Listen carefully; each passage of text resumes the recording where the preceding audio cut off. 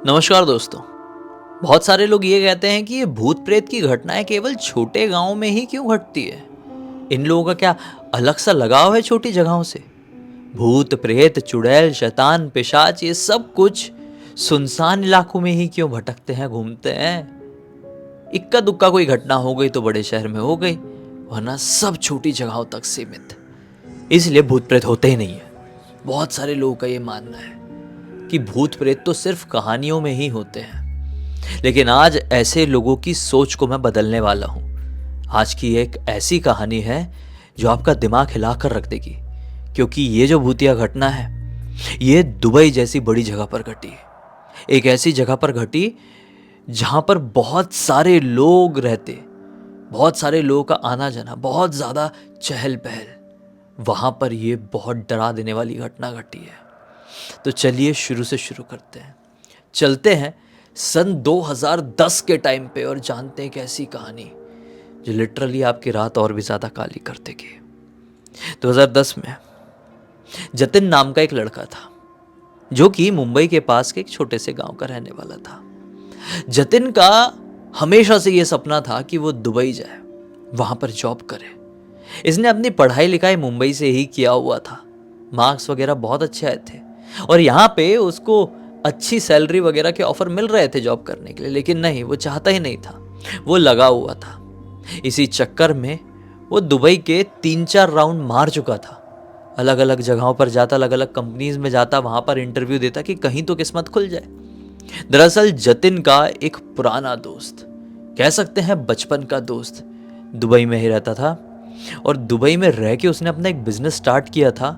और उसने इतना लिटरली छाप चुका था कि दुबई में प्रॉपर मेन सिटी में उसने अपना एक बंगलो बना लिया था बहुत कम टाइम में। पता नहीं, कुछ लोगों के अंदर एक एक्स्ट्रा ऑर्डिनरी टैलेंट होता है, बहुत कम कम उम्र में ही बहुत पैसे छाप लेते हैं और बंगले अंगले पिटवा देते हैं। तो जतिन के इस दोस्त ने, जिसका नाम सलीम था, ये सब कुछ दुबई में कर चुका था, एक अलग लेवल के झंडे गाड़ दिया था। इस रीज़न से और भी ज़्यादा जतिन का मन करता था। एक बार की बात है, एक अच्छी कंपनी थी, उस कंपनी की तरफ से इसको एक मेल मिलता है। ये सोचता है यहाँ पे बात बन सकती है, वहाँ पर जाता है, इंटरव्यू देता है और लौट कर आ जाता है और पता ही नहीं चलता है कि कब लगभग 1 साल 2 महीने बीत गए। मतलब लगभग 14 महीने बीत गए और इसने इस कंपनी से पूरी उम्मीद ख़त्म कर दिया था कि मुझे फ़ोन आएगा, मुझे यहाँ पे जॉब मिलेगी। कुछ भी आसार नहीं थे। लेकिन लिटरली एक रात इसको कॉल आता है। वो कंपनी वाले बोलते हैं कि हमने आपका सारा कुछ एक्सेप्ट कर लिए हैं, हम आपको जॉब देने के लिए तैयार हैं। ये बहुत ज़्यादा खुश हो गया, बोला ठीक है, आपने जो तारीख बताया मैं उस तारीख को पहुंच जाता हूँ। ये उस तारीख को वहाँ पर पहुँच तो गया, लेकिन अब एयरपोर्ट में पहुँचने के बाद इसको समझ में नहीं आ रहा है कि वो यहाँ पर करे तो करे क्या, कैसे करे। क्योंकि देखो, जिस दिन ये एयरपोर्ट पहुँचा है ना, उसके 2 दिन बाद इसकी इस कंपनी में ज्वाइनिंग है। अब पराए देश में आया हुआ है, पैसे भी इतने नहीं है, गांव का लड़का है भाई, बहुत ज़्यादा पैसे नहीं है, तो कैसे यहाँ पर स्टे करे। तो इसके दिमाग में आया इसका वही दोस्त, कौन, जो सलीम, पहले से दुबई में रह रहा है और बंगला वंगला पिटवा चुका है। इसने सोचा यार डायरेक्टली उसको फ़ोन करता हूँ। इसने अपने फ़ोन बुक खोला मोबाइल के, देख रहा है कॉन्टैक्ट्स में सलीम का नंबर ही नहीं मिल रहा है। इसका दिमाग ख़राब हो गया। इसको याद आया कि इसने अभी पिछले महीने ही मोबाइल चेंज किया है और पता नहीं मेल आईडी वगैरह ऐसे सही से सिंक नहीं हो पाई, तो पुराने मोबाइल के सारे नंबर्स इसमें नहीं आ पाए हैं। तो सलीम का नंबर हो गया मिस। इसकी तो मतलब समझ लो बत्ती गुल हो गई। बोला करूँ तो करूँ क्या यार, यहाँ पे जाके मैं एक दिन में होटल में रहा तो बहुत ही लफड़े हो जाएंगे, बहुत खर्चा हो जाएगा। डायरेक्ट सलीम के घर चले जाता हूँ। पहले भी तो 3-4 बार आया हूँ तो सलीम के घर गया हूँ, हालांकि पहले फ़ोन करके गया हूँ कि भाई मैं आ रहा हूँ, एक आध दिन स्टे करना है। आज बिना बताए चले जाऊँगा तो क्या हो जाएगा, बचपन का दोस्त है, भगा थोड़ी देगा। या तुरंत टैक्सी बुक करता है और पहुँच जाता है सलीम के बंगलों के सामने। सलीम के बंगलों को देखा तो एक अलग ही वाइब आ रही थी। ये बंगलो अब पहले से भी ज़्यादा खूबसूरत दिखाई दे रहा है। मन ही मन जतिन ने सोचा, बताओ यार, मेरी उम्र का लड़का, मेरे गांव का लड़का इतना कुछ कर चुका है इतनी बड़ी जगह पर आकर।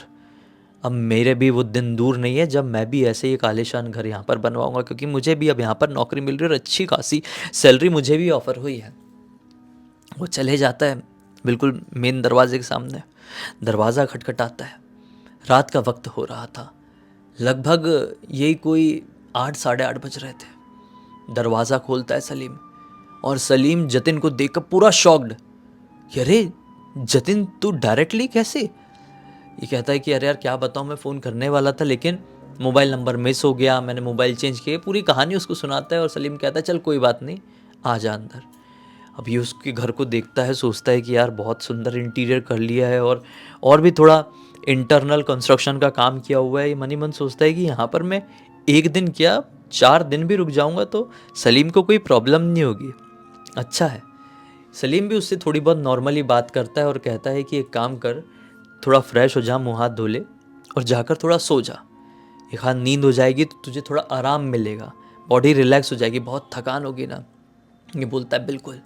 ये जाता है वॉशरूम, थोड़ा अपना मुँह हाथ धोता है और जैसे ही बेडरूम में आता है, जो सलीम ने इसको एक बेडरूम प्रोवाइड करवाया था, दिखाया था आते से, उस बेडरूम में आता है, इसको नींद का ऐसा झरोका काटता है, ऐसा झरोका काटता है कि बोलता है अब सो जाना ही सही है यार, बहुत बहुत ज़्यादा थकान हो गई है।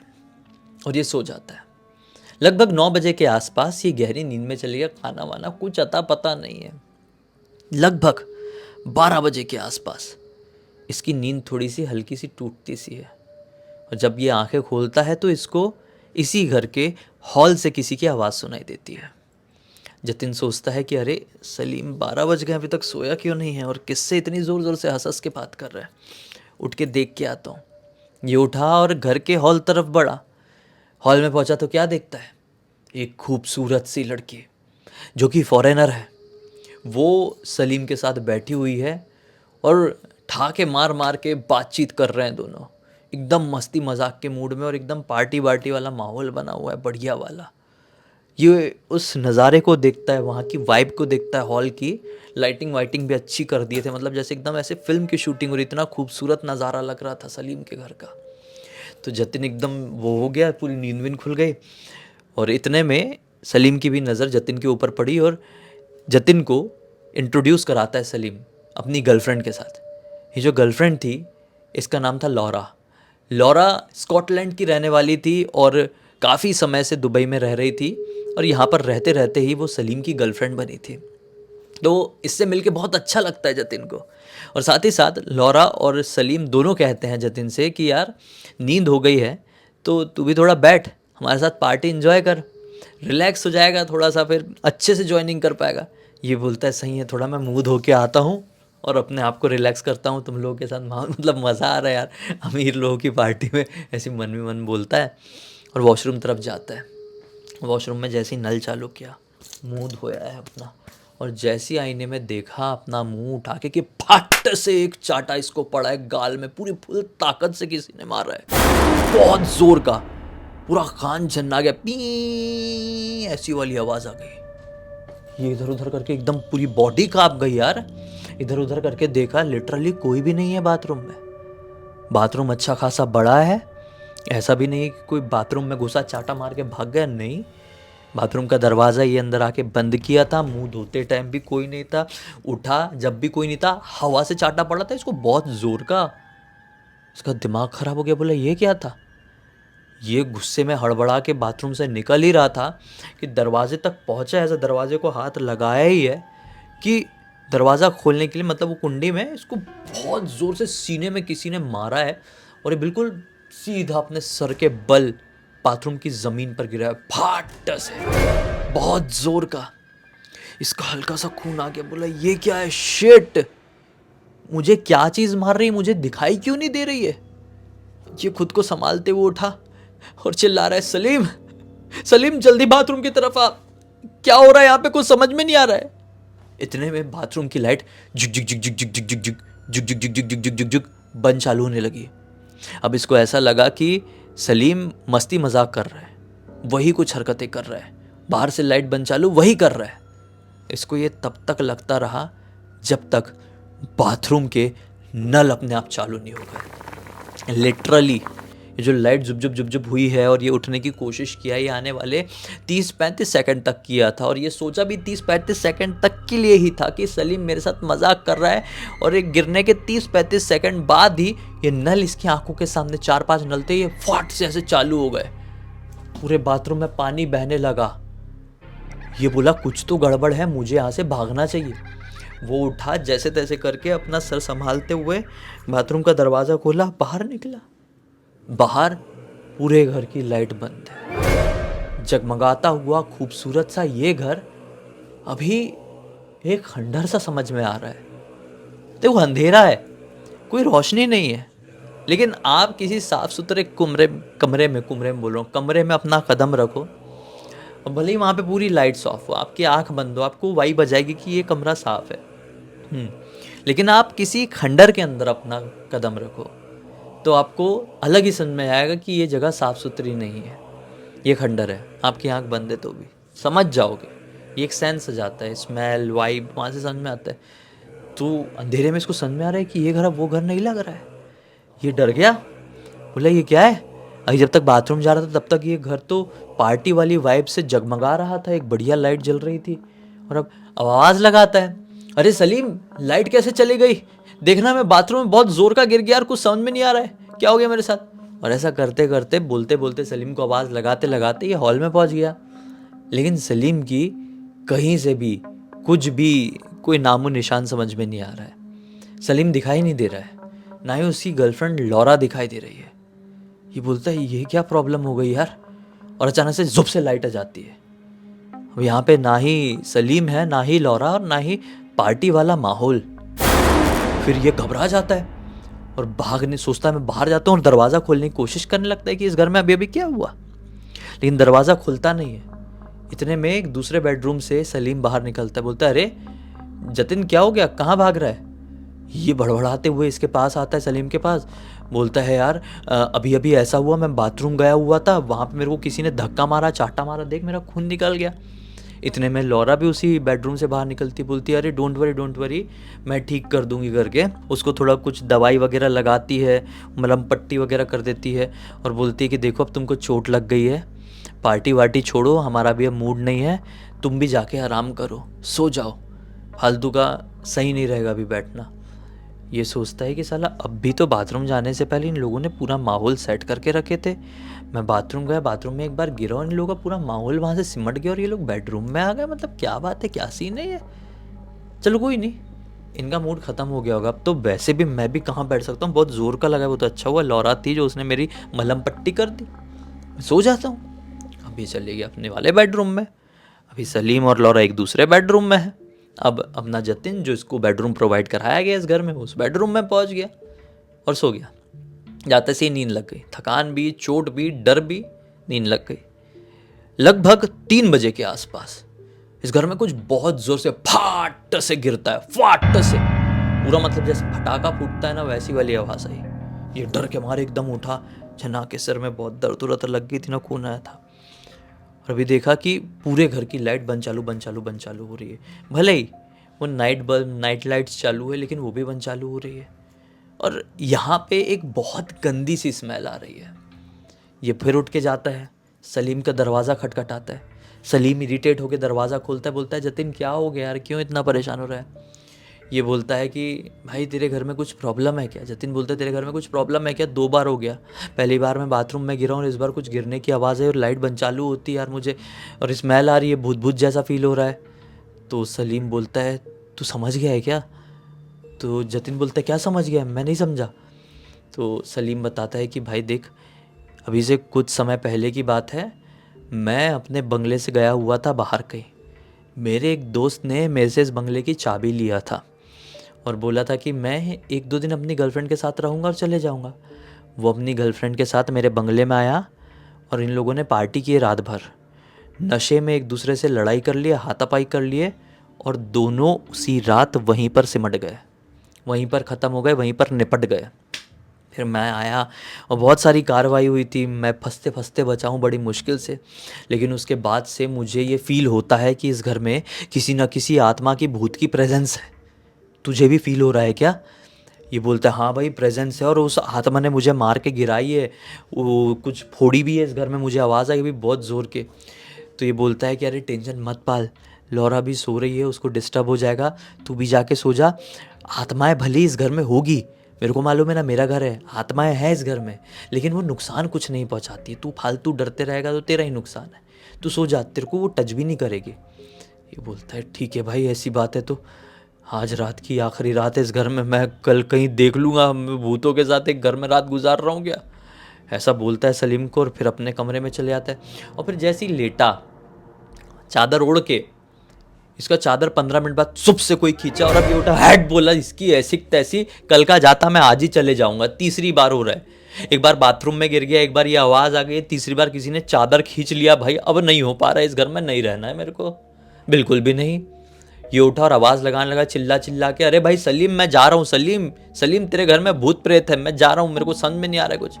लेकिन सलीम का कोई रिस्पॉन्स ही ना है। इसने सोचा ऐसे ही जा नहीं सकता, एक बार सलीम को बोलना पड़ेगा, बाय भाई जा रहा हूँ, नींद वींद में होगा।